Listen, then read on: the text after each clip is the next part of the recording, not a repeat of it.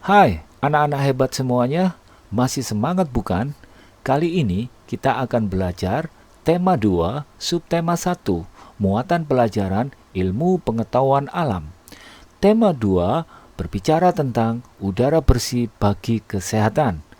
Nah, kali ini anak-anak kita akan belajar tentang organ pernapasan hewan. Kalian siapkan buku catatannya? Kita simak pelajaran berikut.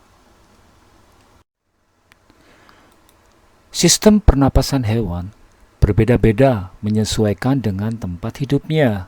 Semua makhluk hidup, termasuk ikan, memerlukan oksigen supaya tetap hidup. Pengambilan oksigen ini melalui proses pernapasan yang melibatkan organ pernapasan. Anak-anak, hari ini kita akan fokus tentang sistem pernapasan hewan.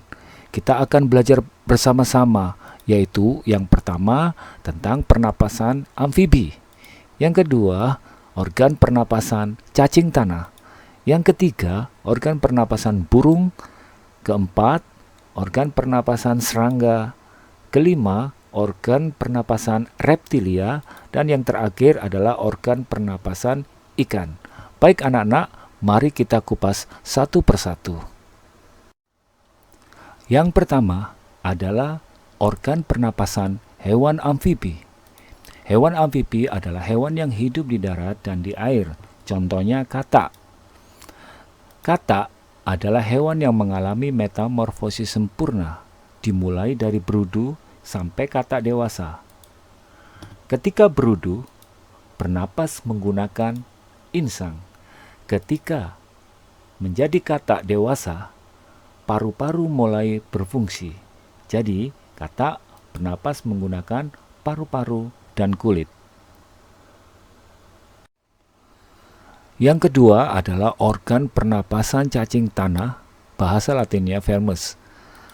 Cacing tidak mempunyai alat pernapasan khusus. Cacing bernapas melalui permukaan kulit. Coba perhatikan gambar pernapasan cacing berikut. Kulit cacing selalu basah dan berlendir untuk memudahkan penyerapan oksigen dari udara. Nah, anak-anak, kalian tahu kan mengapa cacing itu suka berada di bawah tanah yang basah? Jadi, cacing bernapas melalui permukaan kulit. Selanjutnya yang ketiga adalah organ pernapasan burung atau disebut aves. Burung bernapas dengan sepasang paru-paru. Paru-paru burung terletak di dalam rongga dada. Selain paru-paru, burung memiliki alat pernapasan khusus yang dipergunakan saat terbang. Alat pernapasan tersebut dikenal dengan sebutan kantong udara atau pundi-pundi udara. Ayo anak-anak, kita lihat gambar organ pernapasan burung berikut. Kalian lihat, banyak kantong-kantong udara di dalam tubuh burung. Nah, itu digunakan saat terbang. Nah, ketika burung terbang, burung tidak menghirup udara, melainkan udara dihembuskan melalui kantong udara atau pundi-pundi udara. Nah, kantong udara terisi penuh itu disebut inhalasi. Kemudian, saat tidak terbang, burung bernapas dengan paru-paru. Burung menghirup udara sebanyak-banyaknya untuk disimpan di kantong udara atau pundi-pundi udara tersebut. Ketika kantong udara kosong dan paru-paru terisi, itu disebut dengan ekshalasi. Selanjutnya serangga atau insekta. Alat pernapasan serangga berupa trakea. Coba kita perhatikan gambar organ pernapasan serangga berikut. Percabangan trakea disebut trakeola. Trakea akan berakhir pada lubang kecil yang disebut spirakel.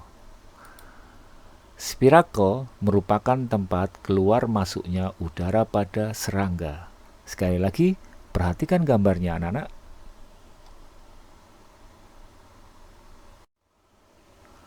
Selanjutnya yang kelima adalah organ pernapasan reptilia.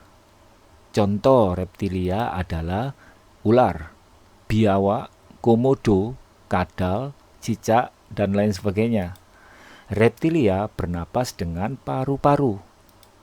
Coba kalian perhatikan sekali lagi gambar tentang organ pernapasan reptilia berikut.